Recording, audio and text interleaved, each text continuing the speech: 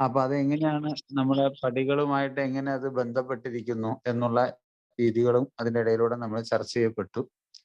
അങ്ങനെയാണ് ബില്ലിന്റെ കഥ, അങ്ങനെയുള്ള എന്താ പറയാ, ഒരു പരിഹാരമുണ്ടെന്നും മദ്യാസക്തിയെ പറ്റി കൂടുതൽ കാര്യങ്ങൾ എന്നൊക്കെ പറഞ്ഞ അധ്യായം വളരെ വിശദമായിട്ട് നമ്മൾ ചർച്ച ചെയ്യുകയും എങ്ങനെയാണ് നമ്മൾ മദ്യത്തിന്റെ മുന്നശക്തിയിലാണോ അതോ നമ്മുടെ ജീവിതം അനിയന്ത്രിതമായിട്ടുണ്ടോ എന്നൊക്കെ നമ്മൾ കൃത്യമായിട്ടൊക്കെ നമ്മൾ ബോധ്യപ്പെടാനിടയായി.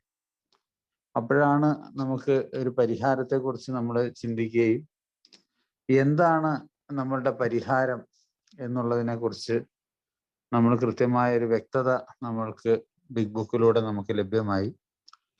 പരിഹാരം വേറൊന്നുമല്ല, നമ്മളെക്കാൾ ഒരു വലിയ ശക്തിയിലുള്ള ഒരു വിശ്വാസം, അല്ലെങ്കിൽ നമ്മളെ ഹയർ പവറിലുള്ള ആ ഒരു വ്യക്തമായ ഒരു ധാരണ, വേണ്ടത്ര ശക്തിയുടെ അഭാവം, അതായിരുന്നു ഞങ്ങളുടെ രോഗകാരണം. ശാരീരികവും മാനസികവുമായിട്ട് മാത്രം രോഗമുള്ളവരായിരുന്നില്ല നമ്മൾ, ആത്മീയപരമായ രോഗം കൂടി ഞങ്ങൾക്കുണ്ടായിരുന്നു എന്നുള്ളതൊക്കെ മനസ്സിലാക്കി ആത്മീയ രോഗത്തിന്റെ ഒരു മോചനം അല്ലെങ്കിൽ അതിനെ മറികടക്കുന്ന എങ്ങനെയാന്നുള്ള രീതിയിലാണ് 4-ാമത്തെ അധ്യായത്തിൽ നമുക്ക് നമ്മളെക്കാൾ ഒരു വലിയ ശക്തിയെ കണ്ടെത്തുന്ന വളരെ ഗൗരവമേറിയ ഒരു ഘട്ടം നമ്മൾ അതിലൂടെ കടന്നുപോയി. അങ്ങനെയാണ് നമ്മൾ 3-ാമത്തെ പടി എങ്ങനെയാണ് നമ്മളത് ചെയ്യേണ്ടത് എന്നുള്ളതൊക്കെ നമ്മൾ 5-ാം അധ്യായത്തിലൂടെ നമ്മൾ കാണുകയുണ്ടായി. അങ്ങനെ ആ ഒരു വിശ്വാസം എങ്ങനെ ആർജിച്ചു, ആ വിശ്വാസത്തിന് എങ്ങനെയാണ് നമ്മൾ നമ്മളുടെ ഇച്ഛയും ജീവിതമൊക്കെ വിട്ടുകൊടുക്കുന്നതൊക്കെ നമ്മൾ 5-ാം അധ്യായത്തിന്റെ ആ ഒരു ഏതാണ്ട് പകുതിയോളം ഭാഗം നമ്മളത് വായിച്ചു തീർത്തു.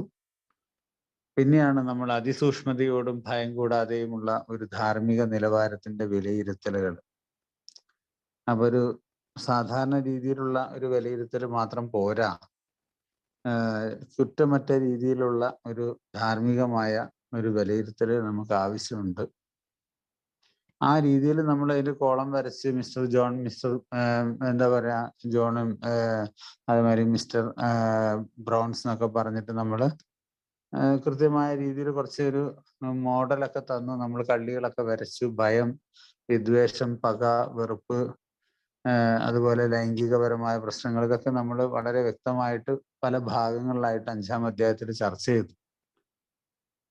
അങ്ങനെയാണ് നമ്മൾ കഴിഞ്ഞ ആഴ്ച മുതൽ നമ്മൾ അധ്യായം 6 പ്രവൃത്തി പദത്തിൽ, അതായത് ഇൻ ടു ആക്ഷൻ, എങ്ങനെയാണ് ഇനി അടുത്തുള്ള ഈ 5 മുതൽ 11 വരെയുള്ള പടികൾ, 5, 6, 7, 8, 9, 10, 11 അത്രയും പടികൾ ഈ അധ്യായം 6 പ്രവൃത്തി പദത്തിലേക്ക് എന്നുള്ള അധ്യായത്തിൽ കൃത്യമായ രീതിയിൽ അത് ഉൾപ്പെടുത്തിയിട്ടുണ്ട്. അപ്പൊ അതിനെക്കുറിച്ച് നമ്മൾ കഴിഞ്ഞ ദിവസം കുറച്ച് വായനയൊക്കെ തുടങ്ങി. കാരണം എന്താ വെച്ചാൽ നമ്മൾ ഇതുവരെ നമ്മൾ കണ്ടെത്തിയ കുറെ കാര്യങ്ങളൊക്കെ ഉണ്ടായിരുന്നു. 4-ാം പടിയിലെ അതിസൂക്ഷ്മതയോടുകൂടി നമ്മൾ കണ്ടെത്തിയ നമ്മളുടെ ചില തകരാറുകൾ, അതെന്താണെന്നൊക്കെ നമ്മൾ വളരെ കൃത്യമായ രീതിയിൽ അത് ചിത്രം വരയ്ക്കുന്നത് പോലെ നമ്മൾ തിട്ടപ്പെടുത്തിയിട്ടുണ്ട്. ഇനിയിപ്പോൾ ഇതൊക്കെയാണ് നമുക്കൊന്ന് എന്താക്കാനുള്ളത്, വളരെ ഭംഗിയായിട്ട് അതിന്റെ ബാക്കി ഭാഗങ്ങൾ നമുക്ക് നിർവഹിക്കാനുള്ളത്. ഇപ്പം ആ ഒരു കാര്യം നമ്മൾ കഴിഞ്ഞ ആഴ്ച നമ്മൾ കൃത്യമായിട്ട് പറയാനിടയായി. 5-ാമത്തെ പടി എന്ന് പറയുമ്പം ഈ ഒരു പ്രധാന പടി വിട്ടുകളഞ്ഞാൽ നമ്മൾ കുടിയിൽ നിന്നും മോചിതരാവുകയില്ല എന്ന് കണിശമായി നമ്മളോട് പറയുന്നു. കൂടാതെ പുതുതായിട്ട് വരുന്ന അംഗങ്ങൾക്ക് ജീവിതത്തെക്കുറിച്ചുള്ള ചില വിവരങ്ങളൊക്കെ അവരുടെ മനസ്സിൽ തന്നെ സൂക്ഷിക്കുവാൻ അവർ ശ്രമിച്ചിട്ടുണ്ട്. അപ്പൊ അതൊക്കെ ഏതെങ്കിലും രീതിയിൽ വിനയാന്വിതനായിട്ട് നമ്മൾ മറ്റാളുകളുമായിട്ട് പങ്കുവെക്കാൻ, അല്ലെങ്കിൽ മനസ്സ് തുറക്കാൻ. 5-ാമത്തെ പടി എന്ന് പറഞ്ഞാൽ എന്താണ് നമുക്കറിയാലോ, നമ്മളുടെ അപാകതകൾ മാറ്റുവാനായി ഞങ്ങൾ നമ്മളെ സ്വന്തമായും ദൈവത്തോടും വേറൊരു വ്യക്തിയോടും ഞങ്ങൾ കൃത്യമായി നമ്മൾ ഏറ്റുപറഞ്ഞു എന്നുള്ളതാണല്ലോ നമ്മളുടെ 5-ാമത്തെ പടി. അപ്പൊ അത് കൃത്യമായിട്ട് അവിടെ ഒരു സ്പോൺസറുടെ അല്ലെങ്കിൽ മൂന്നാമതൊരാളുടെ ഒരു ഇടപെടൽ അല്ലെങ്കിൽ അവിടെ കടന്നു വരുന്നുണ്ട്. അപ്പൊ ആ ഒരു കാര്യത്തെക്കുറിച്ചാണ് നമുക്ക് വ്യക്തമായൊരു ധാരണ നമുക്ക് തരുന്നത്. അതുകൊണ്ട് തന്നെ ഈ ഒരു കാര്യം നടത്താതിരിക്കുമ്പോൾ അവരെല്ലാം തന്നെ പിന്നീട് ചെന്ന് ചാടിയതെല്ലാം അടുത്തൊരു കുടിയിലേക്കാണ്. എന്തുകൊണ്ടാണ് നമ്മൾ വീണു പോയതെന്ന് ചോദിച്ചാൽ അവരവരുടെ തന്നെ വീട് വൃത്തിയാക്കൽ, മനസ്സ് ശുദ്ധീകരിക്കലൊന്നും കൃത്യമായ രീതിയിൽ അവർ നിർവഹിച്ചിട്ടുണ്ടായിരുന്നില്ല എന്നതാണ് അതിൻ്റെ ഒരു പ്രധാന പ്രശ്നമായിട്ട് നമ്മളോട് പറയുന്നത്. അപ്പൊ അതുകൊണ്ട് തന്നെ സ്വയം പരിശോധന നല്ലവണ്ണം നടത്തി. പക്ഷെ എന്തോ ചില മോശം ധാരണകൾക്ക് മീതെ അവർ വീണ്ടും തൂങ്ങിപ്പിടിച്ചിരുന്നു എന്നുള്ളതാണ് പിന്നീട് നമുക്ക് കാണാൻ പറ്റിയത്. അപ്പൊ അതുകൊണ്ട് തന്നെ തങ്ങളുടെ ധാരണ എന്താ പറയുക, താങ്കളുടെ താൻ എന്ന ഭാവവും ഭയവും മാറിയിട്ടുണ്ടായിരുന്നു എന്ന് തന്നെ അവർ കരുതി. പക്ഷെ അവർ സ്വയം വിനീതരായിട്ടുണ്ടായിരുന്നു എന്ന് തന്നെയാണ് അവർ കരുതിയിരുന്നത്. പക്ഷേ മറ്റൊരാളോട് തങ്ങളുടെ കഥ ഏറ്റുപറയുന്നത് വരെ തങ്ങൾ കരുതുന്ന തരത്തിലുള്ള മതിയായ ഒരു വിനയമോ നിർഭയത്വമോ സത്യസന്ധതയോ അവർ പഠിച്ചിട്ടുണ്ടായിരുന്നില്ല. അപ്പൊ അത് അത്രമാത്രം പ്രാധാന്യമുള്ള ഒരു പടിയെ കുറിച്ചാണ് നമ്മൾ കഴിഞ്ഞ ദിവസം പറഞ്ഞത്. അതുകൊണ്ട് തന്നെ ഒരു അമിത മദ്യാസക്തൻ ഒരു ഇരട്ട ജീവിതം, ഡുവൽ പേഴ്സണാലിറ്റി നമ്മളുടെ ജീവിതത്തിൽ നമ്മൾ കൊണ്ടു നടക്കുന്നു എന്ന് നമ്മളോട് ബിഗ് ബുക്ക് പറയുന്നുണ്ട്. അതായത് പുറത്ത് നമ്മൾ വേറെ രീതിയിൽ നാടകീയമായൊരു സ്വഭാവം കാണിക്കുകയും ഉള്ളില് നമ്മൾ മറ്റൊരു രീതിയിൽ ജീവിക്കുകയും ചെയ്യുന്ന ഒരു സ്ഥിതിവിശേഷം. അപ്പൊ ഈ ഒരു വൈരുദ്ധ്യം, പരസ്പരമായ വൈരുദ്ധ്യം കൂടുതൽ കുടിച്ച് കൂത്താടലിലേക്കുണ്ടാകുന്ന കാര്യങ്ങളിലൂടെ നമ്മൾ കൂടുതൽ വഷളാക്കുന്നു എന്നുള്ളതാണ്. ബോധം തെളിയുമ്പോൾ എന്താ സംഭവിക്കുക? ആ അവ്യക്തമായി ഓർക്കുന്ന ചില സംഭവങ്ങൾ അയാളെ പരിഭ്രാന്തനാക്കുന്നു. അപ്പൊ അത്രയും അയാളെ ബുദ്ധിമുട്ടുണ്ടാക്കും. അപ്പൊ മനഃശാസ്ത്രജ്ഞന്മാർ തന്നെ നമ്മളോട് യോജിക്കാൻ വളരെ തയ്യാറാണ് എന്നൊക്കെ നമ്മളോട് പറഞ്ഞു. കാരണം എന്താ വെച്ചാൽ പരീക്ഷണങ്ങൾക്ക് വേണ്ടി ആയിരക്കണക്കിന് ഡോളർ ചെലവഴിച്ചിട്ടുണ്ട് ഡോക്ടർമാര്. അപ്പൊ അതുകൊണ്ട് തന്നെ നമുക്ക് നമ്മളോട് അനുകമ്പ ഉണ്ടായിരുന്ന ഈ ആളുകൾ സത്യസന്ധത പുലർത്താൻ ആഗ്രഹമില്ലാതിരുന്ന ഞങ്ങൾ ആരോടും സത്യസന്ധത പുലർത്തുന്നവരായിരുന്നില്ല. അമിത മദ്യാസക്തനെ കുറിച്ചും അവരുടെ രോഗശമനത്തിനുള്ള സാധ്യതയെക്കുറിച്ചൊക്കെ വൈദ്യശാസ്ത്ര രംഗത്തുള്ള പലർക്കും വളരെ തീരെ കുറഞ്ഞ അഭിപ്രായമാണ് ഉള്ളത് എന്നതിൽ ഒട്ടും നമുക്ക് അത്ഭുതപ്പെടാനും ഇല്ല. അപ്പൊ അങ്ങനെയൊക്കെ ഈ ലോകത്ത് സന്തോഷത്തോടു കൂടി നമുക്ക് ദീർഘകാലം ജീവിച്ചിരിക്കണമെങ്കിൽ ഞങ്ങൾ പൂർണ്ണമായും സത്യസന്ധരായിരിക്കേണ്ടതുണ്ട് എന്നുള്ളത് നമ്മൾ വീണ്ടും ഓർക്കേണ്ടതുണ്ട്. അപ്പൊ ഇതൊക്കെയാണ് ഇതിലൂടെ നമ്മളോട് പറഞ്ഞിരിക്കുന്നത്. പിന്നെ ഈ ഒരു പടി ചെയ്യാനുള്ളൊരു ബുദ്ധിമുട്ട് വരുമ്പോഴാണ് നമ്മൾ ഈ കുമ്പസാര പ്രക്രിയയൊക്കെ ചെയ്യുന്ന മതവിഭാഗത്തിൽപ്പെട്ട ആളുകൾ അത്തരം രീതിയിലുള്ള ആളുകളെയൊക്കെ സമീപിക്കുന്ന ചില പ്രവണതകളൊക്കെ നമ്മൾ കണ്ടിട്ടുണ്ട് എന്നുള്ള ഒരു പരാമർശം ഇവിടെ കൊടുത്തിട്ടുണ്ട്. അപ്പൊ ഞങ്ങൾക്കത് പറ്റിയില്ലെങ്കിലോ അഥവാ നമ്മളത് ചെയ്യാൻ പറ്റാത്ത നിലയിലാണെങ്കിലൊക്കെ നമുക്ക് എന്ത് വേണം, ചില ഡോക്ടർമാരോ കൗൺസിലർമാരോ സുഹൃത്തുക്കളെയൊക്കെ ഇത്തരം കാര്യങ്ങൾക്ക് സമീപിക്കാവുന്നതാണ് എന്നുള്ള ഒരു നിർദ്ദേശവും നമുക്ക് ബിഗ് ബുക്കിലൂടെ നമുക്ക് തരുന്നുണ്ട്.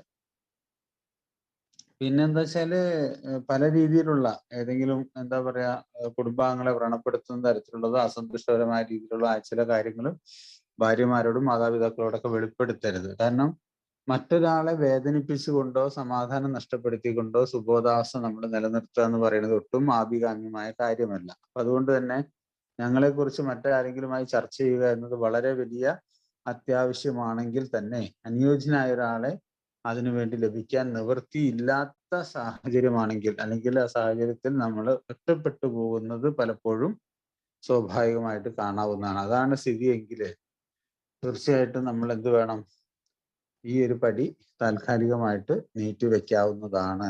പിന്നെ ഏറ്റവും എന്താ പറയാ, ആദ്യത്തെ അവസരത്തിൽ തന്നെ ഈ പടിയിൽ പറയുന്നത് പോലെയുള്ള കാര്യങ്ങൾ ചെയ്യുവാൻ പരിപൂർണമായിട്ടും സന്നദ്ധ ഉള്ളവരാണ് നാം എങ്കിൽ മാത്രം ഇനി പറയുന്നത് എന്തുകൊണ്ടെന്നാൽ ശരിയായ വ്യക്തിയോട് സംസാരിച്ചിരിക്കണം എന്ന കാര്യത്തിൽ ഞങ്ങൾ വളരെ ഉത്കണ്ഠയുള്ളവരാണ്. വിശ്വസ്തത പുലർത്തുവാൻ കഴിയുന്നവരായിരിക്കണം അയാൾ എന്നതും നാം പറയുന്ന കാര്യങ്ങൾ മനസ്സിലാക്കാനും ശരിവെക്കാനും പൂർണ്ണമായും കഴിയുന്ന ഒരാളായിരിക്കണം അയാൾ എന്നതും നമ്മുടെ പദ്ധതി അയാൾ അട്ടിമറിക്കാൻ ശ്രമിക്കില്ല എന്നതും വളരെ പ്രധാനപ്പെട്ട ഒരു കാര്യമാണ്. പക്ഷേ ഇതൊരു പടി നീട്ടിക്കൊണ്ടുപോകുന്നതിനുള്ള ഒരു എന്താ പറയാ ഒഴിവ് കഴിവായി നമ്മൾ അതിനെ ഉപയോഗിക്കരുത്. പല ആളുകളും പഴയ സീനിയർ ആയിട്ടുള്ള ആളുകളൊക്കെ ഇത്തരം പടികൾ ചെയ്യാൻ വേണ്ടി പല സ്ഥലങ്ങളിലും ചെന്ന് പെട്ട് അവര് വേണ്ടത്ര രീതിയിൽ അതിൻ്റെ സംതൃപ്തി അനുഭവിക്കാതെ വന്ന ആളുകളുടെ അനുഭവങ്ങളും നമ്മൾ ധാരാളമായിട്ട് കേട്ടിട്ടുണ്ട്.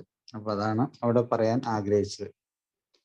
അപ്പൊ ഇതുവരെയാണ് നമ്മൾ കഴിഞ്ഞ ദിവസം നമ്മൾ നോക്കിയത്. ഇനി ഇവിടെ നിന്ന് അങ്ങോട്ട് ആരാണ് നമ്മളുടെ കഥ കേൾക്കേണ്ടത് എന്ന് തീരുമാനിച്ച് കഴിയുമ്പോൾ എന്ന് മുതൽ വായിച്ച് അതിൻ്റെ അവസാനം 74-ാമത്തെ പേജിൽ എന്താണ് പാല് കൂടാതെ അല്ല ചരല് കൂടാതെ കുമ്മായക്കട്ട ഉണ്ടാക്കാൻ ഞങ്ങൾ ശ്രമിച്ചിട്ടുണ്ടോ എന്ന് വരെയുള്ള ഭാഗം ആരെങ്കിലും ഭംഗിയായിട്ടൊന്ന് വായിക്കുക പ്ലീസ്.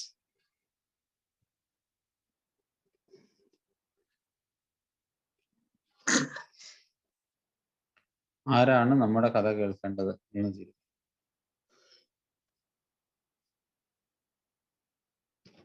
രാഹുലെ, ആരെങ്കിലും ഇല്ലേ?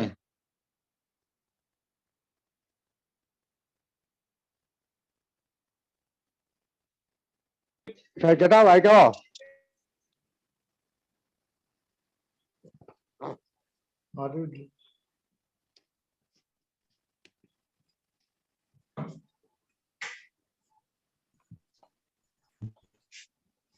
ചേട്ടാ വായിക്കാവോ?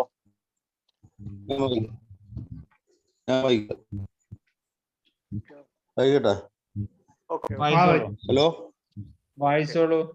74-ാമത്തെ പേജിൽ ആദ്യത്തെ പാരഗ്രാഫ്. ആരാണ് നമ്മുടെ കഥ? അവിടെ മുതലല്ലേ? അതെ. ആരാണ് നമ്മുടെ കഥ കേൾക്കേണ്ടത് എന്ന് തീരുമാനിച്ചു കഴിയുമ്പോൾ നാം പിന്നെ ഒട്ടും സമയം പാഴാക്കുന്നില്ല. നമ്മുടെ കൈവശം എഴുതി തയ്യാറാക്കിയ ഒരു സ്വയം കണ്ടെത്തൽ രേഖയുണ്ട്. ഒരു ദീർഘമായ സംഭാഷണത്തിന് നാം സജ്ജനാണ്. നമ്മുടെ കൂട്ടുകാരനോട് നാം എന്ത് ചെയ്യുവാനാണ് പോകുന്നതെന്നും എന്തുകൊണ്ടാണ് അത് നമുക്ക് ചെയ്യേണ്ടതുള്ളത് എന്നും നാം വിശദീകരിച്ചു കൊടുക്കുന്നു. നമ്മൾ ഒരു ജീവൻ മരണ ദൗത്യത്തിലാണ് ഏർപ്പെട്ടിരിക്കുന്നത് എന്ന് അയാൾക്ക് ബോധ്യപ്പെടണം. ഇങ്ങനെ സമീപിക്കപ്പെടുന്ന മിക്കവാറും ആളുകൾ സഹായിക്കുവാൻ സന്തോഷമുള്ളവരായിരിക്കും. നമ്മുടെ വിശ്വാസത്താൽ അവർ ആദരിക്കപ്പെടും. ഭൂതകാലത്തിന്റെ ഓരോ ഇരുണ്ട വിള്ളലും സ്വഭാവത്തിലെ ഓരോ വൈകല്യവും വെളിപ്പെടുത്തിക്കൊണ്ടും നമ്മുടെ അഹങ്കാരം മാറ്റിവെച്ചുകൊണ്ടും നാം ഇതിലേക്ക് വരണം. ഒന്നും മറച്ചു പിടിക്കാതെ നാം ഈ പടിയിൽ പറഞ്ഞിരിക്കുന്നത് പോലെ ചെയ്യുമ്പോൾ നാം സന്തുഷ്ടരായി തീരുന്നു. നമുക്ക് ലോകത്തെ അതിന്റെ കണ്ണിൽ തന്നെ നോക്കിക്കൊണ്ട് നേരിടാനാകുന്നു. പൂർണ്ണമായും സമാധാനവും ആശ്വാസവും ഒറ്റയ്ക്കാവുമ്പോൾ പോലും അനുഭവിക്കുവാൻ നമുക്ക് കഴിയുന്നു. നമ്മിൽ നിന്ന് നമ്മുടെ ഭയങ്ങളൊക്കെ വിട്ടുപോകുന്നു. ദൈവത്തിന്റെ സാമീപ്യം നാം അനുഭവിച്ചറിയാൻ തുടങ്ങുന്നു. നമുക്ക് ചില ആത്മീയമായ വിശ്വാസങ്ങൾ ഉണ്ടായിരുന്നിട്ടുണ്ടാകാം. പക്ഷെ ഇപ്പോൾ നമുക്ക് ഒരു ആത്മീയ അനുഭവം ഉണ്ടാകാൻ തുടങ്ങുന്നു. കുടിപ്രശ്നം അപ്രത്യക്ഷമായി എന്ന തോന്നൽ പലപ്പോഴും ശക്തമായി ഉണ്ടാകാം. പ്രപഞ്ചശക്തിയുമായി കൈകോർത്ത് പിടിച്ച് നടന്നുകൊണ്ട് വിശാലമായ നടപ്പാതയിലാണ് ഞങ്ങളെന്ന് കരുതുന്നു. വീട്ടിലേക്ക് മടങ്ങിയെത്തിയിട്ട് ഞങ്ങൾ ചെയ്തിട്ടുള്ള കാര്യങ്ങളെ സൂക്ഷ്മമായി വിലയിരുത്തിക്കൊണ്ട് 1 മണിക്കൂർ നിശബ്ദമായി ഇരിക്കുവാൻ കഴിയുന്ന ഒരു സ്ഥലം കണ്ടെത്തുന്നു. ഞങ്ങൾക്ക് അദ്ദേഹത്തെ കൂടുതൽ നന്നായിട്ട് അറിയാൻ കഴിയുന്നതിൽ ഹൃദയത്തിന്റെ അഗാധ തലങ്ങളിൽ നിന്ന് ദൈവത്തിന് നന്ദി പറയുന്നു. ഞങ്ങളുടെ വലിപ്പിൽ നിന്ന് ഈ പുസ്തകം എടുത്തിട്ട് 12 വഴികൾ ഉൾക്കൊള്ളുന്ന പേജ് ഞങ്ങൾ മറിച്ചെടുക്കുന്നു. ആദ്യത്തെ 5 വഴികൾ ശ്രദ്ധയോടെ വായിച്ചിട്ട് എന്തെങ്കിലും വിട്ടുപോയിട്ടുണ്ടോ എന്ന് ഞങ്ങളോട് ചോദിക്കുന്നു. എന്തുകൊണ്ടെന്നാൽ അവസാനം അതിലൂടെ സ്വതന്ത്രനായി നടക്കുന്നതിന് വേണ്ടി ഞങ്ങൾ ഒരു കവാടം നിർമ്മിച്ചുകൊണ്ടിരിക്കുകയാണ്. ഇതുവരെ ഞങ്ങളുടെ ശ്രമം ഉറപ്പാർന്നതായിരുന്നോ? കല്ലുകൾ യഥാർത്ഥ സ്ഥാനത്ത് തന്നെയാണോ? അടിത്തറയിൽ ഇടേണ്ടുന്ന സിമന്റിന്റെ കാര്യത്തിൽ ഞങ്ങൾ ലുപ്ത കാണിച്ചിട്ടുണ്ടോ? ചരലുകൂടാതെ കുമ്മായക്കൂട്ടുണ്ടാക്കാൻ ഞങ്ങൾ ശ്രമിച്ചിട്ടുണ്ടോ? ഞങ്ങൾക്ക് തൃപ്തി വരുമാറ് ഉത്തരം പറയാൻ കഴിഞ്ഞാൽ അപ്പോൾ ഞങ്ങൾ 6-ാമത്തെ പടിയിലേക്ക് നോക്കുന്നു. ആഗ്രഹം എന്നത് അന്വേഷണീയമാണെന്ന് ഞങ്ങൾ നേരത്തെ ശക്തമായി സൂചിപ്പിച്ചിട്ടുണ്ട്. വർജിക്കേണ്ടത് എന്തെന്ന് ഞങ്ങൾ സ്വയം തുറന്ന് സമ്മതിച്ചിട്ടുണ്ടായിരുന്നു. കാര്യങ്ങൾ ദൈവം ഞങ്ങളിൽ നിന്ന് ദൂരീകരിക്കുന്നതിന് ഞങ്ങൾ ഇപ്പോൾ തയ്യാറാണോ? അദ്ദേഹത്തിന് ഇവയെല്ലാം എടുക്കാൻ കഴിഞ്ഞോ? ഇനിയും എന്തെങ്കിലും പോകാൻ അനുവദിക്കാതെ അതിൽ തന്നെ തൂങ്ങി നിൽക്കാൻ ഞങ്ങൾ ഇപ്പോഴും ആഗ്രഹിക്കുന്നുണ്ടോ? എങ്കിൽ അതിന് തയ്യാറാകാൻ സഹായിക്കുവാനായി ഞങ്ങൾ ദൈവത്തോട് പ്രാർത്ഥിക്കുന്നു. ബാക്കി വായിക്കണോ കേട്ടോ? വേണ്ട, അതിന്റെ ചെറിയൊരു പ്രശ്നം.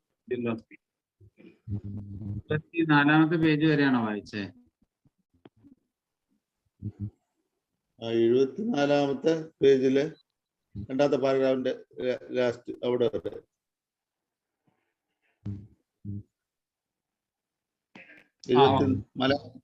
ആരാണ് നമ്മളുടെ കഥ കേൾക്കേണ്ടത്? ഓക്കെ, സോറി, ഞാൻ പേജ് മാറിപ്പോയി. നമ്മൾ നേരത്തെ പറഞ്ഞു നിർത്തിയത് നമ്മൾ പറഞ്ഞല്ലോ, ഇത് ഒട്ടും നമ്മുടെ സാഹചര്യം അനുകൂലമല്ലാത്തൊരു സ്ഥിതിവിശേഷമാണെങ്കിൽ നമുക്ക് ഈ പടി നീട്ടി വെക്കാവുന്നതാണ് എന്ന് നമ്മൾ പറയുകയും, എന്നാൽ അനാവശ്യമായിട്ട് ഈ പടി നീട്ടി കൊണ്ടുപോകുന്ന ഒട്ടും നല്ലതല്ല എന്നുള്ള ഒരു മുന്നറിയിപ്പും നമുക്ക് നൽകി. ഇനിയിപ്പോ നമ്മളുടെ കഥ, ആരാണ് നമ്മളുടെ ഈ കഥ കേൾക്കേണ്ടതെന്ന് നമ്മൾ തീരുമാനിച്ചു കഴിയുമ്പോൾ നമ്മൾ പിന്നെ ഒട്ടും സമയം നമ്മൾ പാഴാക്കുന്നില്ല. അതായത് നമുക്ക് അതീവ പ്രാധാന്യമുള്ള റിക്കവറി പ്രോഗ്രാമിന്റെ വളരെ ഇമ്പോർട്ടന്റ് ആയിട്ടുള്ള ഒരു പടിയാണ് 5ാമത്തെ പടി എന്നുള്ളത് നമ്മൾ ഇടയ്ക്കിടയ്ക്ക് പറഞ്ഞുകൊണ്ടിരിക്കുകയാണ്. അപ്പൊ അതുകൊണ്ട് നമ്മളുടെ കൈവശം നമ്മൾ എഴുതി തയ്യാറാക്കിയ, അതായത് നമ്മൾ കണ്ടെത്തിയ, നമ്മുടെ അതിസൂക്ഷ്മതയോടും ഭയം കൂടാതെയൊക്കെ നമ്മൾ കണ്ടെത്തിയ ഒരു ധാർമ്മിക നിലവാരത്തിന്റെ പട്ടിക, ഒരു രേഖയായി നമ്മളുടെ കയ്യിലുണ്ട്. അപ്പൊ ഒരു ദീർഘമായ സംഭാഷണത്തിന് നാം സജ്ജരാണ്. ഇതിലൊക്കെ നമ്മൾ ഒരുപാട് കാര്യങ്ങൾ ഇപ്പൊ ഒരു സ്പോൺസറുമായിട്ട് നമ്മൾ കണ്ടെത്തി. ഈ പടികളൊക്കെ വിശദമായിട്ട് നമ്മൾ അതിലൂടെ സഞ്ചരിക്കുമ്പോൾ നമുക്ക് ഒട്ടുമുക്കാലും കാര്യങ്ങൾ നമ്മൾ കണ്ടെത്തിയിട്ടുണ്ടാവും. അപ്പൊ അതുകൊണ്ട് തന്നെ നമ്മൾ മറ്റൊരാളോട് ഏറ്റുപറയുന്ന കാര്യങ്ങളിൽ നമ്മൾ സജ്ജരാണ്.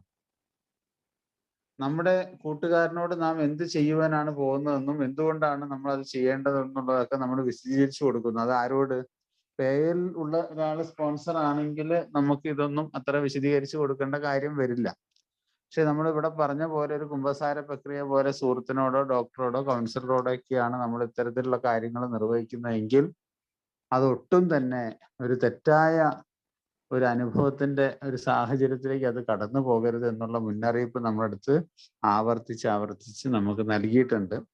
അപ്പൊ അതുകൊണ്ട് തന്നെ അത്തരക്കാരോട് നമ്മൾ ഇതിന്റെ ഉദ്ദേശശുദ്ധിയെക്കുറിച്ച് നമ്മൾ സംസാരിക്കേണ്ടതുണ്ട്.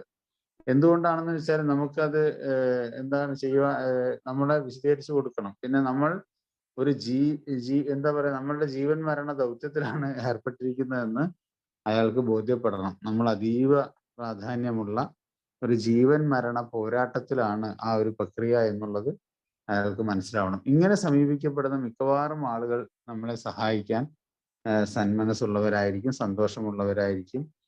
നമ്മുടെ വിശ്വാസത്താൽ അവർ ലോകത്ത് തന്നെ ആദരിക്കപ്പെടുകയും ചെയ്യും. അപ്പൊ അതാണ് അതിൻ്റെ ഒരു പ്രധാനപ്പെട്ട കാര്യം. പിന്നെ ഭൂതകാലത്തിന്റെ ഓരോ ഇരുണ്ട വിള്ളലും സ്വഭാവത്തിലെ ഓരോ വൈകല്യവും വെളിപ്പെടുത്തിക്കൊണ്ട് നമ്മുടെ അഹങ്കാരം മാറ്റിവെച്ചുകൊണ്ട് നാം ഇതിലേക്ക് വരണം. ഒന്നും മറച്ചു പിടിക്കാതെ നാം ഈ പടിയിൽ പറഞ്ഞിരിക്കുന്നത് പോലെ ചെയ്യുമ്പോൾ നാം സന്തുഷ്ടരായിത്തീരുന്നു. ഇവിടെയാണ് ആ കടുത്ത സത്യസന്ധത നമ്മൾ ആവശ്യമാകുന്ന ഒരു ജീവിത രീതി. പുരോഗതിയിലെ ഘട്ടത്തിൽ നാം കഠിനാധ്വാനത്തിന് തയ്യാറാകുന്ന ആ ഒരു അവസ്ഥ. കാരണം എന്താ വെച്ചാല് നമ്മൾ ഭൂതകാലത്തിന്റെ ഓരോ ഇരുണ്ട വിള്ളലും ആ വരികളും ആ വരികൾക്കിടയിലുള്ള ആശയങ്ങളും അർത്ഥങ്ങളും ഒക്കെ നമ്മൾ വളരെ ഗൗരവമായിട്ട് ഈ ബിഗ് ബുക്ക് സ്റ്റഡിയിൽ നമ്മൾ കാണേണ്ടതുണ്ട്. ഇവിടെ നമ്മൾ പറയുന്ന ഈ ഭൂതകാലത്തിന്റെ ഓരോ ഇരുണ്ട വിള്ളൽ എന്ന് പറഞ്ഞാൽ നമ്മൾ 4ാം പടിയിൽ കണ്ടെത്തിയ അതിസൂക്ഷ്മതയോടുകൂടി കണ്ടെത്തിയ നമ്മളുടെ അതീവ ഗുരുതരമായ ജീവിതത്തിലെ ആ ഇരുണ്ട ഭൂതകാലം, അതിലേക്ക് നമ്മൾ എന്താ പറയാ, വളരെ ആ ഓരോ വൈകല്യവും നമ്മൾ വെളിപ്പെടുത്തിക്കൊണ്ട് നമ്മുടെ അഹങ്കാരം മാറ്റിവെക്കുക. കാരണം ഈ 5ാം പടി ചെയ്യുമ്പോൾ നമുക്ക് സ്വാഭാവികമായിട്ട് കടന്നു വരുന്ന ഒരു മാറ്റം, അതാണ് എളിമ എന്ന് പറഞ്ഞ ഒരു പ്രതിഭാസം. ഒന്നും മറച്ചു പിടിക്കാതെ കടുത്ത സത്യസന്ധതയോടുകൂടി നമ്മൾ എന്ത് വേണം, അതിലേക്ക് വരണം. ഈ ഒരു കാര്യം പറഞ്ഞിരിക്കുന്ന പോലെ ചെയ്യുമ്പോൾ നാം എന്തായിത്തീരും?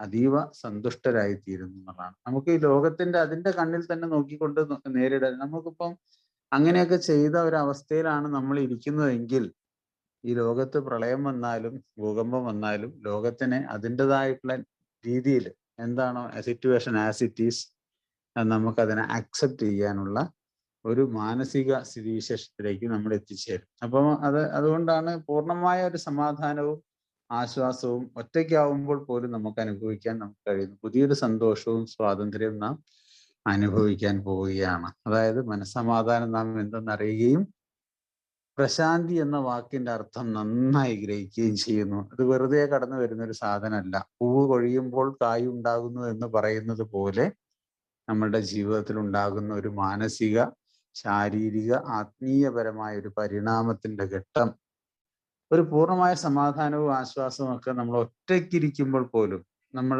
ആ ഏകാന്തത എന്നുള്ളതും ഒറ്റപ്പെടലും തമ്മിലുള്ള ഒരു വ്യത്യാസമൊക്കെ നമുക്ക് കൃത്യമായിട്ട് തിരിച്ച് അറിയാൻ നമുക്ക് കഴിയുന്നു.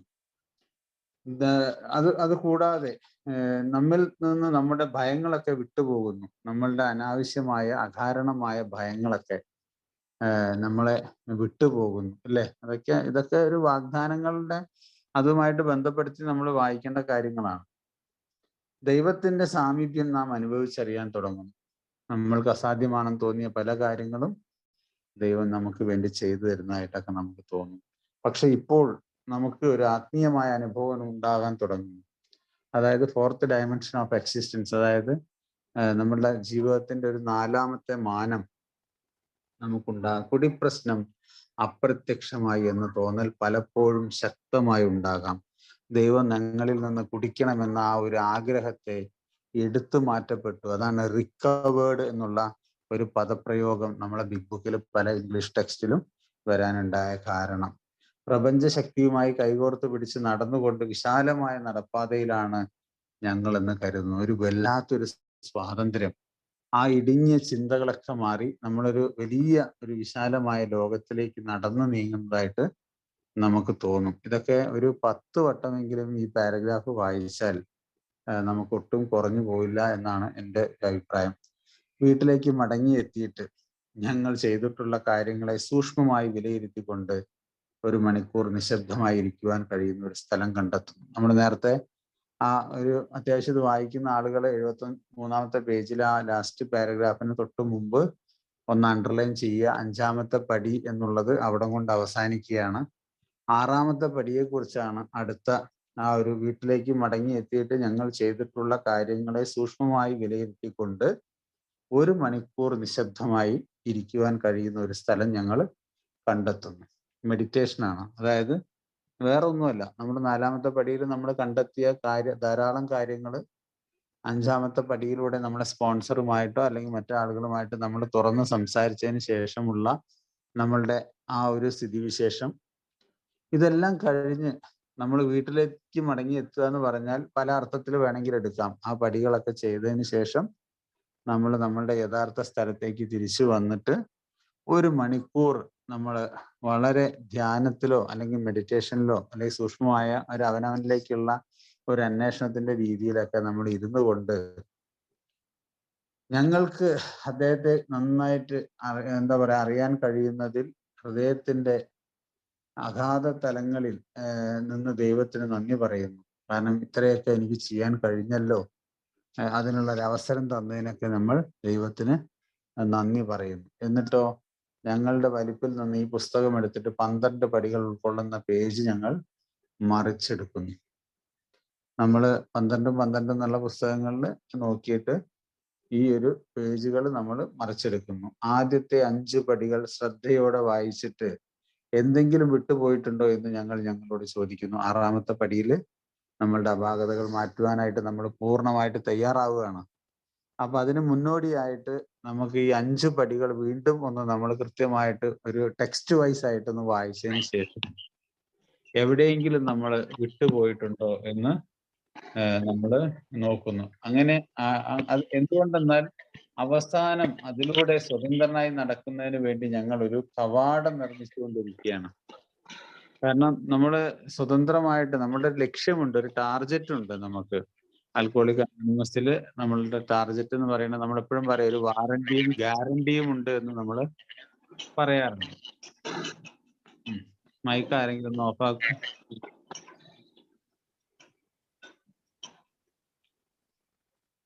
അപ്പം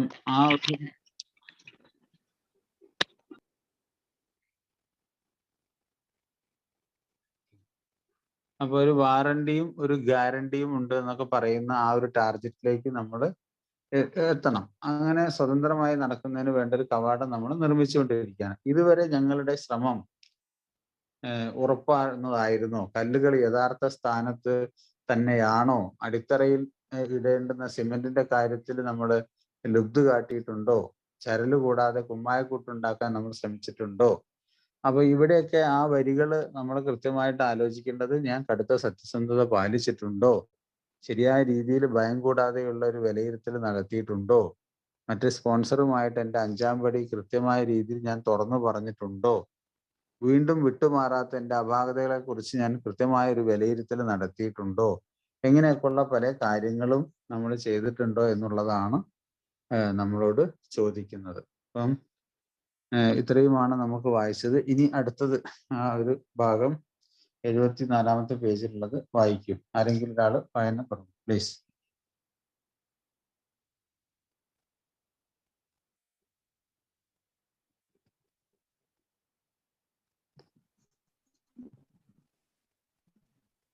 ഞാൻ വായിക്കാം.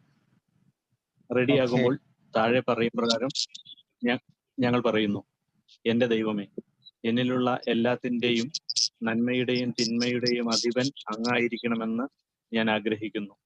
അങ്ങേക്കും എൻ്റെ സഹജീവികൾക്കും ഉപയോഗപ്പെടാത്ത നിലയിൽ എൻ്റെ സ്വഭാവത്തിലുള്ള ഓരോ കുറവും അങ്ങ് നീക്കിത്തരണമേ എന്ന് ഞാൻ പ്രാർത്ഥിക്കുന്നു. അങ്ങയുടെ ഹിതം ചെയ്യുന്നതിനായി ഞാൻ ഇവിടെ നിന്നും മുന്നോട്ട് പോകുന്നു.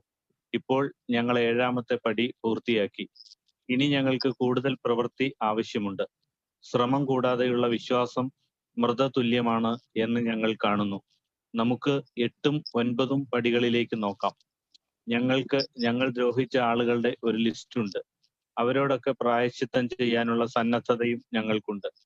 ഞങ്ങളെക്കുറിച്ച് തന്നെയുള്ള സ്വയം കണ്ടെത്തൽ നടത്തിയപ്പോഴാണ് ഈ ലിസ്റ്റ് ഉണ്ടാക്കിയത്.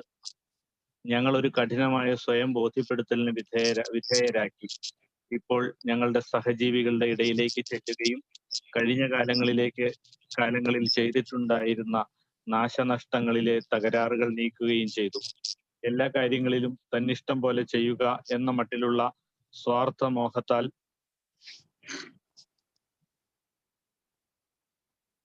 നയിക്കപ്പെട്ട് ജീവിതം മൂലം അടിഞ്ഞുകൂടിയ അവശിഷ്ടങ്ങൾ അടിച്ചുവാരി കളയുവാൻ ഞങ്ങൾ ശ്രമിച്ചു.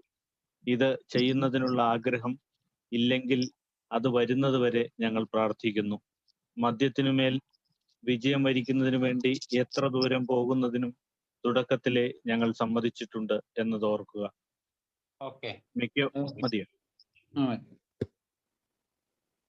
മിക്കവാറും ഇനിയും ചില ആശങ്കകൾക്കിടമുണ്ട്. ഞങ്ങൾ ദ്രോഹിച്ചിട്ടുള്ള ബിസിനസ് സുഹൃത്തുക്കളുടെയും മറ്റ് ചങ്ങാതിമാരുടെയും പട്ടിക ഞങ്ങൾ നോക്കുമ്പോൾ അവരുടെ അടുത്തേക്ക് ഒരു ആത്മീയ അടിസ്ഥാനത്തിൽ ഉള്ള സമീപനവുമായി ചെല്ലുന്നതിൽ ഞങ്ങൾ അവിശ്വാസമുള്ളവരായേക്കാം. പക്ഷേ നാം ദൃഢമനസ്കരായിരിക്കുക.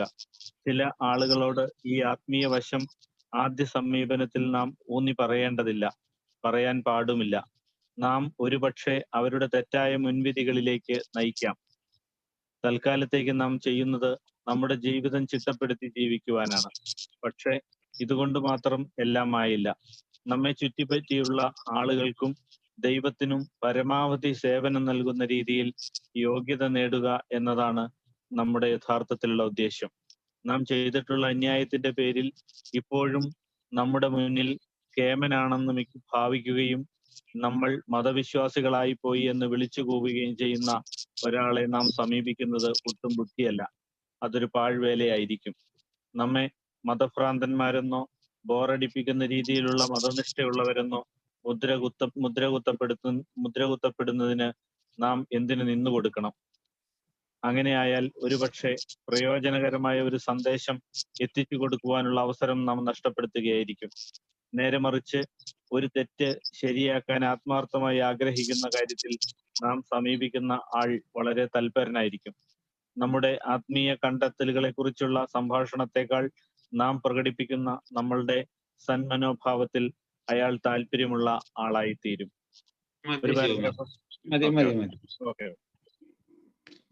അപ്പൊ സുഹൃത്തുക്കളെ, നമ്മള് നേരത്തെ ചരല് കൂടാതെ കുമ്മായക്കട്ട ഉണ്ടാക്കുന്ന കാര്യമൊക്കെ നമ്മൾ വിശദീകരിച്ചു.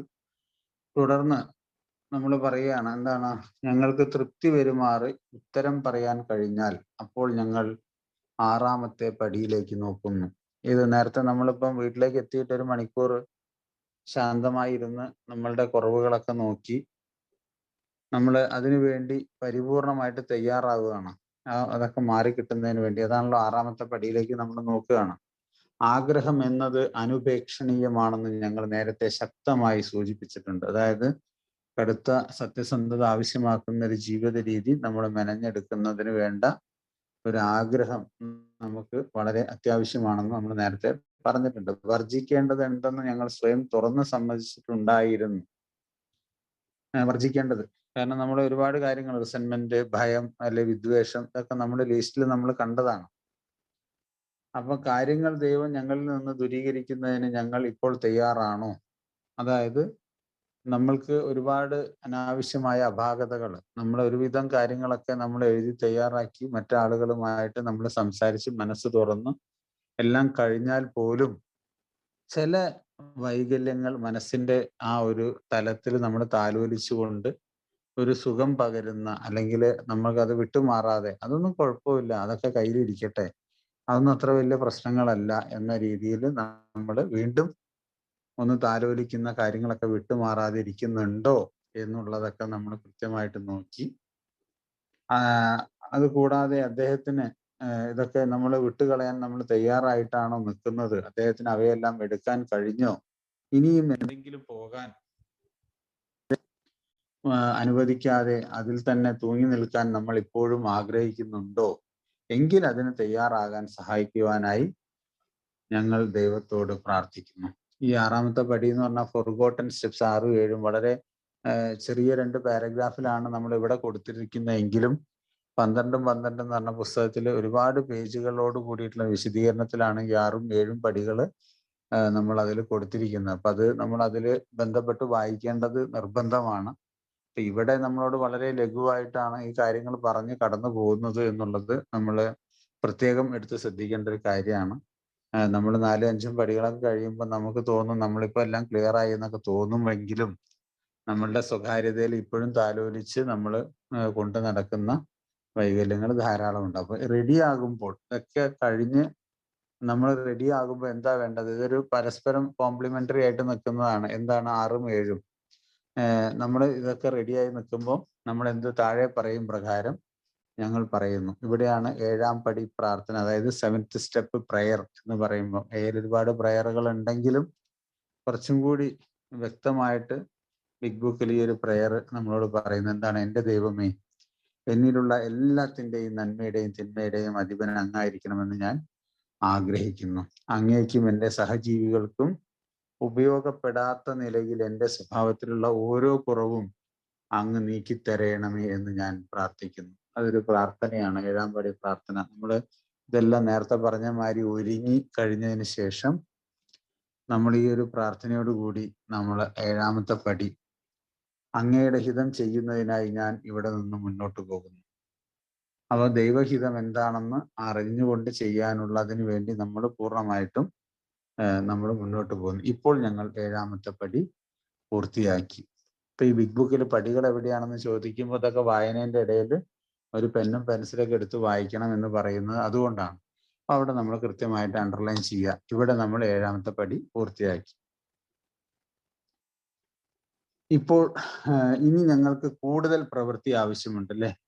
ഈ സാധാരണഗതിയിൽ നമ്മൾ പറയും പ്രവൃത്തി ഉണ്ട്, കൂടുതൽ പ്രവൃത്തിയുണ്ട്. അപ്പൊ ഇനി ഇവിടുന്ന് അങ്ങോട്ട് നമ്മൾ ആ ഒരു പ്രവൃത്തി ഇരട്ടിപ്പിക്കുന്നതിന്റെ ആ ഒരു അവസ്ഥയിലേക്ക്, ഇനി ഞങ്ങൾക്ക് കൂടുതൽ പ്രവൃത്തി ആവശ്യമുണ്ട്. ശ്രമം കൂടാതെയുള്ള വിശ്വാസം മരണതുല്യമാണ്, അല്ലെ? പ്രവൃത്തി ഇല്ലാത്ത വിശ്വാസം മൃതമാണ് എന്ന് പറയുന്നത് ഞങ്ങൾ കാണുന്നു. നമുക്ക് 8ഉം 9ഉം പടികളിലേക്ക് നോക്കാം. ഞങ്ങൾ ദ്രോഹിച്ച ആളുകളുടെ ഒരു ലിസ്റ്റ് ഉണ്ട്, അല്ലെ? 8ാമത്തെ പടിയിലേക്കാണ് നമ്മൾ പോകുന്നത്. എന്താണ് 8ാമത്തെ പടി? ഞങ്ങൾ ഉപദ്രവിച്ചവരുടെ എല്ലാവരുടെയും ഒരു പട്ടിക ഞങ്ങൾ തയ്യാറാക്കി. അപ്പൊ അതിന്റെ ഒരു ലിസ്റ്റ് ഉണ്ട്. നമ്മൾ 4ാമത്തെ പടിയിലൊക്കെ ഇത് കണ്ടതാണ്. പക്ഷെ നമ്മൾ ഈ ഒരു പടി പറയുന്നത് പോലെ ഞങ്ങളുടെ ഉപദ്രവിച്ച ആളുകളുടെ ലിസ്റ്റ് നമ്മൾ തയ്യാറാക്കുകയാണ്. അപ്പൊ ഇവിടെ ഈ ലിസ്റ്റ് ഉണ്ട് എന്ന് പറയുമ്പോൾ നമ്മൾ തൊട്ടു പുറകിലേക്ക് നോക്കേണ്ട ഒരു കാര്യം, 12-12 നമ്മൾ 8ാമത്തെ പടിയെ കുറിച്ച് വായിക്കുന്നു, നമ്മളെ സ്പോൺസറുമായി ഡിസ്കസ് ചെയ്യുന്നു, നമ്മൾ ആ ഒരു എന്താ പറയുക തെറ്റ് ചെയ്ത ആളുകളുടെ പട്ടികയൊക്കെ തയ്യാറാക്കുന്ന അത്തരം ഒരു ദീർഘമായ പ്രവൃത്തി നമ്മൾ അതിൻ്റെ മുമ്പിൽ നമ്മൾ ചെയ്യണം. അവരോടൊക്കെ ഞങ്ങൾ പ്രായശ്ചിത്തം ചെയ്യാനുള്ള സന്നദ്ധതയും ഞങ്ങൾക്കുണ്ട്. അപ്പൊ ഇവിടെയൊക്കെ നമുക്കത് ചെയ്യാനുള്ള പൂർണ്ണമായ സത്യസന്ധമായ രീതിയിലുള്ള ഒരു എന്താ പറയാ ഒരു കാഴ്ചപ്പാട് ഞങ്ങൾക്കുണ്ട്. ഞങ്ങളെ കുറിച്ച് തന്നെയുള്ള സ്വയം കണ്ടെത്തൽ നടത്തിയപ്പോഴാണ് ഈ ലിസ്റ്റ് ഉണ്ടാക്കിയത്. ഞങ്ങളെ കുറിച്ച് തന്നെ സ്വയം കണ്ടെത്തൽ എന്ന് പറഞ്ഞാൽ 4ാമത്തെ പടിയാണ്. ആ സമയത്താണ് നമുക്ക് ലിസ്റ്റ് ഉണ്ടാക്കാൻ നമ്മൾ തുടങ്ങിയത്.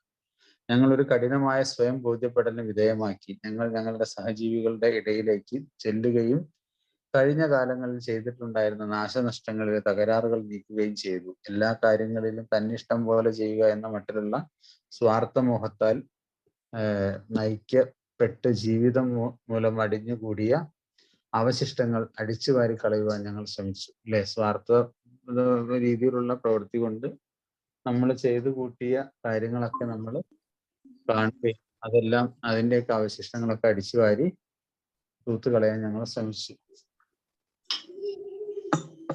ഇത് ചെയ്യുന്നതിനുള്ള ആഗ്രഹം ഇല്ലെങ്കിൽ അത് വരുന്നത് വരെ ഞങ്ങൾ പ്രാർത്ഥിക്കുന്നു. ഇപ്പൊ ചില ആളുകൾക്ക് നമുക്കിതൊക്കെ ചെയ്യാനുള്ള ഒരു മടി, വൈമനസ്യം, എന്താ പറയാ, നീട്ടിവെക്കല്, മുൻവിധികൾ ധാരാളം നമ്മളിൽ കടന്നു വരും. അതാണല്ലോ നമ്മൾ 4ാമത്തെ പടിയിൽ നമ്മൾ കണ്ടു അല്ലെ, അതിസൂക്ഷ്മതയോടും ഭയം കൂടാതെയും. ഭയം എന്ന് പറയുന്നത് എന്തുകൊണ്ടാ?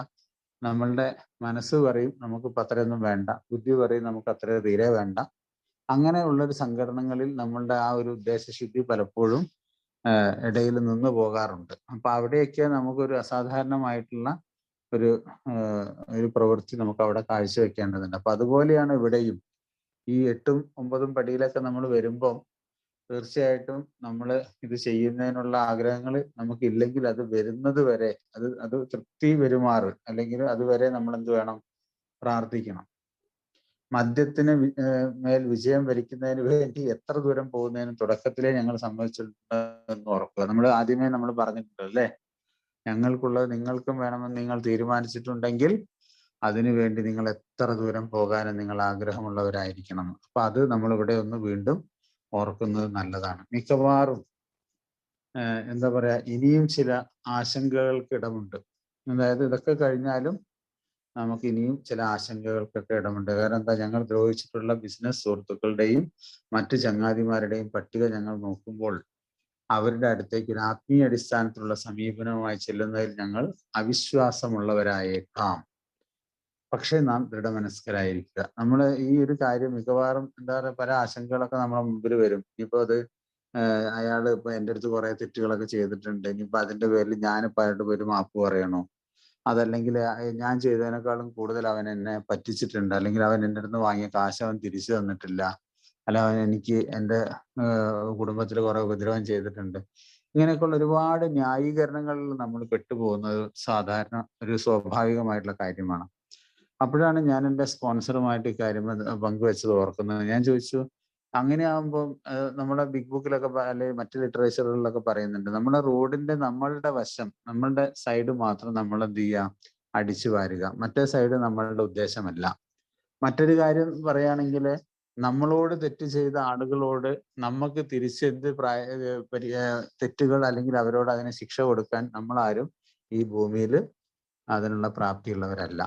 ആ കാര്യമൊക്കെ നമ്മളുടെ 3ാം പടി പറയുന്ന മാതിരി നമ്മളുടെ ഇച്ഛയും ജീവിതമൊക്കെ നമ്മൾ ദൈവത്തിന് വിട്ടുകൊടുക്കുന്നത് പോലെ നമ്മൾ വിട്ടുകൊടുക്കുക എന്നുള്ള. കാരണം നമുക്കതിന് അവകാശമില്ല. ജഡ്ജ് ദീ നോട്ട് എന്ന് ബൈബിളിൽ പറഞ്ഞ മാതിരി മറ്റൊരാളെ വിധിക്കാനുള്ള അവകാശം നമുക്കില്ല. അതൊക്കെ ദൈവത്തിന്റെ കോടതിക്ക് നമ്മൾ വിട്ടുകൊടുക്കുക എന്നുള്ളതാണ്. അപ്പൊ അത്തരത്തിലുള്ള ഒരു കാര്യങ്ങൾ. പിന്നെ 2ാമത്തെ കാര്യം, നമ്മൾ ഈ പരിഹാരം ചെയ്യാൻ പോകുമ്പോൾ നമ്മൾ ഓരോ പരിഹാരങ്ങളും, ഇപ്പൊ ഞാനിപ്പോ ഇവിടെ പടികൾ വിശദീകരിക്കാൻ നമ്മൾ ഈ സമയം നമ്മൾ ചെലവഴിക്കണ്ട.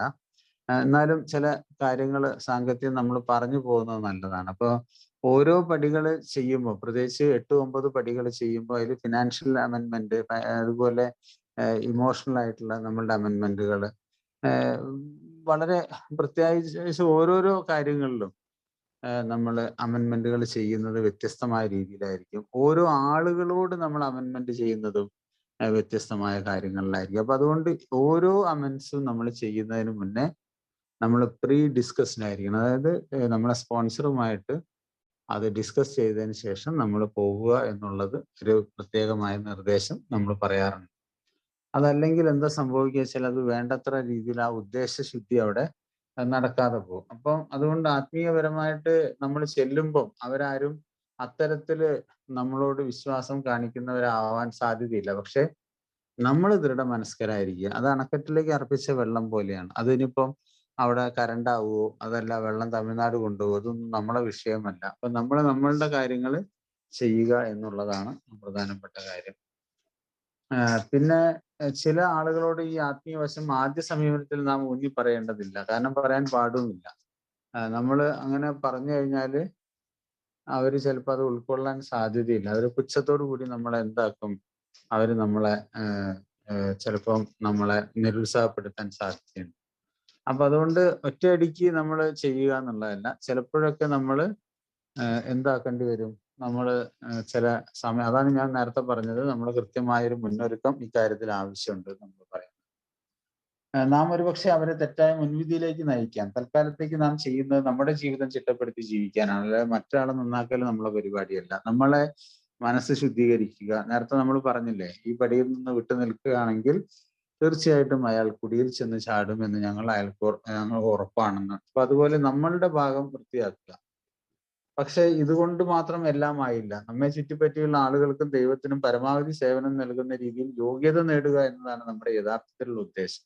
എന്നിങ്ങനെ ഈ പടികൾ ചെയ്യുന്നതോടൊപ്പം തന്നെ നമ്മെ ചുറ്റിപ്പറ്റിയുള്ള ആളുകൾക്ക്, അതായത് നമ്മളോട് തൊട്ട് കുടുംബത്തിനും മറ്റുള്ള നമ്മളുടെ സുഹൃത്തുക്കൾക്കൊക്കെ നല്ല പരമാവധി സേവനം ചെയ്യുന്ന രീതിയിൽ, അതായത് മറ്റുള്ളവർക്ക് ഉപകാരപ്പെടുന്ന രീതിയിൽ ജീവിക്കുക എന്നുള്ളതാണ് നമ്മളുടെ ഏറ്റവും പ്രധാന ഉദ്ദേശം. നാം ചെയ്തിട്ടുള്ള അന്യായത്തിന്റെ പേരിൽ ഇപ്പോഴും നമ്മുടെ മുൻപിൽ കേമനാണെന്ന് ഭാവിക്കുകയും നമ്മൾ മതവിശ്വാസികളായിപ്പോയി എന്ന് വിളിച്ചു പോവുകയും ചെയ്യുന്ന ഒരാളെ നാം സമീപിക്കുന്നത് ഒട്ടും ബുദ്ധിയല്ല. ചില ആളുകളൊക്കെ നമ്മൾ ചെറിയ ചെറിയ തെറ്റുകൾ ചെയ്തിട്ടുണ്ടാകാം. നമ്മൾ ഈ പടികളിൽ പറയുന്നത് പോലെയുള്ള രീതിയിൽ തപാൽ മാർഗം ഡ്രൈവിംഗ് പഠിച്ചാലുള്ള അവസ്ഥ കണ്ടില്ലേ? അതുകൊണ്ടാണ് നമ്മൾ അതിനെ ആ രീതിയിൽ കാണണമെന്ന് പറയുന്നത്. അപ്പോൾ അങ്ങനെയുള്ള ഏതെങ്കിലും രീതിയിൽ നമ്മൾ തെറ്റ് ക്ഷമ പറയാനോ പ്രായശ്ചിത്തം ചെയ്യാനോ പരിഹാരം ചെയ്യാനോ പോയി കഴിഞ്ഞാൽ അവർ പറയാം, അവനിപ്പം കുടിയൊക്കെ നിർത്തി, മൂപ്പരെന്തോ തബ്ലീഗിന്റെ പരിപാടിയാണ്, മൂപ്പരെന്തോ ആത്മീയപരമായിട്ട് എന്തോ ഭ്രാന്തനായിട്ട് നടക്കുകയാണ് എന്നൊക്കെ പറഞ്ഞ് ചിലപ്പോൾ നമ്മളെ പുച്ഛിക്കാനും അത് പല രീതിയിൽ നമ്മളെ തെറ്റായി വ്യാഖ്യാനിക്കാനൊക്കെ അത് സാധ്യതയുണ്ട്. അപ്പൊ അങ്ങനെ നമ്മൾ എന്തിനും അതിനൊക്കെ നിന്നു കൊടുക്കണം എന്നുള്ളത് നമ്മൾ ചിന്തിക്കണം. അങ്ങനെയായാലും ഒരു പക്ഷേ പ്രയോജനകരമായ ഒരു സന്ദേശം എത്തിച്ചു കൊടുക്കാനുള്ള അവസരം നാം നഷ്ടപ്പെടുത്തുകയായിരിക്കും. നേരെ മറിച്ച് ഒരു തെറ്റ് ശരിയാക്കാൻ ആത്മാർത്ഥമായി ആഗ്രഹിക്കുന്ന കാര്യത്തിൽ നാം സമീപിക്കുന്ന ആൾ വളരെ തൽപരനായിരിക്കും. നമ്മൾ ഈ അനാവശ്യമായിട്ട് നമ്മളെ ഈ പുച്ഛിക്കുകയും വഴി പറയുന്ന ആളുകളുടെ അടുത്തൊക്കെ പോയിട്ട് നമ്മൾ അധികം സമയം ചെലവഴിക്കരുത് എന്ന് നമ്മളോട് പറയുന്നു. ഒപ്പം നമ്മൾ കൃത്യമായിട്ട് അർഹതയുള്ള ആത്മാർത്ഥമായി ആഗ്രഹിക്കുന്ന കാര്യത്തിൽ നമുക്ക് ഇങ്ങനെ ആരെങ്കിലും ഉണ്ടെങ്കിൽ അവർക്കത് വളരെയധികം താല്പര്യം ഉണ്ടാവും. നമ്മളത് ചെയ്യുന്ന കാര്യത്തിന് ഒരുപാട് റിസൾട്ടുകൾ ഉണ്ടാവും. നമ്മുടെ ആത്മീയ കണ്ടെത്തലുകളെ കുറിച്ചുള്ള സംഭാഷണത്തെക്കാൾ നാം പ്രകടിപ്പിക്കുന്ന നമ്മുടെ മനോഭാവത്തിൽ അയാൾ താല്പര്യമുള്ള ആളായിത്തീരും. അപ്പൊ അതാണ് നമ്മൾ ഇന്ന് ഇത്രയും നേരം വായിച്ചത്. ആ അവസാനം പറഞ്ഞ വാചകം വളരെ സ്പഷ്ടമാണ്. നമ്മൾ ഓരോരുത്തരെടുത്തും നമ്മൾ പ്രായശ്ചിത്തം ചെയ്യുമ്പോൾ 50 പടിയൊക്കെ നമ്മൾ ചെയ്യുക എന്നുള്ളത് ഭാവനയിൽ നമ്മൾ കാണുകയും അവിടെ അതൊരു ഇമോഷണൽ ആയിട്ട് വൈകാരികമായിട്ട് നമ്മൾ ആ പടികൾ ചെയ്യുമ്പോൾ ഒരാളെ വിളിച്ചിട്ട്, ഇവിടെ മറ്റേ സിനിമയിൽ കണ്ട മാതിരി ഒരാൾ ബാർബർ ഷാപ്പിൽ ചെല്ലുന്നു, എവിടെ എന്തുണ്ടെന്ന് ചോദിക്കുമ്പോൾ മറ്റാളെ കട്ടിങ് ഉണ്ട് ഷേവിങ് ഉണ്ട്, എന്നാൽ രണ്ടും ഓരോ പ്ലേറ്റ് പോരട്ടെ ഹാ ഹാ ഹാ എന്ന് പറഞ്ഞാൽ അങ്ങനെയല്ല. നമ്മളിവിടെ വളരെ ഇമോഷണൽ ആയിട്ട് നമ്മൾ എന്തുകൊണ്ട് ഞാൻ അങ്ങനെ ആ കാലത്ത് അങ്ങനെ ചെയ്തു, അല്ലെങ്കിൽ എനിക്ക് പറ്റിയ തെറ്റെന്താണ് എന്നുള്ളത് വളരെ വൈകാരികമായിട്ട് നമ്മൾ ലാംഗ്വേജ് ഓഫ് ദി ഹാർട്ട് എന്ന് പറയും. ആ രീതിയിൽ തന്നെ നമ്മൾ ആ പടികൾ കൈകാര്യം ചെയ്യുന്നതിൽ നമ്മൾ ഒട്ടും അലംഭാവം കാണിക്കരുത്. അത് അവിടെയാണ് ഈ സത്യസന്ധത എന്നുള്ളത് നമ്മൾ ആവർത്തിച്ച് നമ്മൾ പറയാൻ തയ്യാറാവേണ്ടത്. അത് അങ്ങനെ എന്താ പറയാ, നമ്മുടെ ആത്മീയ കണ്ടെത്തലുകളെ കുറിച്ചുള്ള സംഭാഷണത്തെക്കാൾ നാം പ്രകടിപ്പിക്കുന്ന നമ്മുടെ സത് മനോഭാവത്തിൽ അയാൾ താല്പര്യമുള്ള ആളായിത്തീരും. ആ വൈകാരികതകള് അവിടെയാണ്, അതിൽ അയാൾ ആകർഷണനായിത്തീരും. കാരണം നമുക്ക് അയാൾ ആ മാപ്പ് തരുന്നതിലും നമ്മളെ അതിനെ ക്ഷമിക്കുന്നതിനും ഒക്കെ ആ ഒരു സന്ദർഭം നമ്മളെ തീർച്ചയായിട്ടും നമ്മളെ ആ ഒരു അത്ഭുതപ്പെടുത്തുന്ന രീതിയിലേക്ക് നമ്മളെ മാറ്റുമെന്നാണ് നമ്മളോട് പറയുന്നത്. ഇതാണ് ഇത്രയും നമ്മുടെ ആരെങ്കിലും ഒന്ന് നോട്ട് ചെയ്ത് വെക്കണേ. 75 ഞാനിത് അങ്ങനെ പറയല്ല, പലപ്പോഴും ഞാൻ ബിഗ് ബുക്ക് ഇല്ലെങ്കിൽ ചിലപ്പോൾ ഫോട്ടോ എടുത്തിട്ടൊക്കെ ഈ ബിഗ് ബുക്കൊക്കെ ഞാൻ വായിക്കാൻ തയ്യാറാവുന്ന ഒരാളാണ്. അതുകൊണ്ട് ആരെങ്കിലും ഒരാൾ ആ 75ാമത്തെ പേജിൽ ആളായി തീരും വരെയുള്ള ഭാഗം ഒന്ന് നോട്ട് ചെയ്ത് വെക്കും.